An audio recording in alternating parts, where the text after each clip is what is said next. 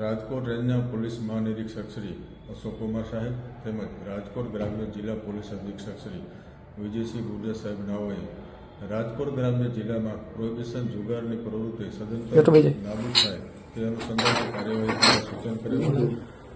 જે અનુસંધાને રાજકોટ ગ્રામ્ય ડિવિઝન વિસ્તારમાં શિક્ષક પોલીસ સ્ટેશન હદમાં પેટ્રોલિંગમાંથી તે દરમિયાન માહિતી જીતેશભાઈ સોલંકી નામનો વ્યક્તિ અમરાપુર ગામે રણજીતભાઈ વાછાણીની વાડીમાં ગેરકાયદેસર રીતે પોતાના આર્થિક ફાયદા સારું વિદેશી દારૂની ફ્લેવર અને સ્પિરિટ અને મિક્સ કરી અને મોંઘા ભાવની વિદેશી દારૂની બોટલોમાં દારૂ ભરી અને વિદેશી દારૂના બ્રાન્ડ લેબલ લગાડી અને વેચાણ કરે છે। જે અનુસંધાને સદરની જગ્યાએ રેડ કરતા જીતેશભાઈ સોલંકી અને તેની સાથે 3 મજૂરો મળી આવેલ અને ત્યાંથી કુલ આવી વિદેશી દારૂની બોટલો 218 કિંમત 68,016 રૂપિયા તથા વિદેશી દારૂ અને દારૂ બનાવવાની લિક્વિડ 30 લીટર 51,900ની કિંમત મળી આવેલ છે। તેમજ અન્ય સામગ્રી સાથે કુલ મુદ્દામાલ 1,28,396 કબજે કરવામાં આવે છે।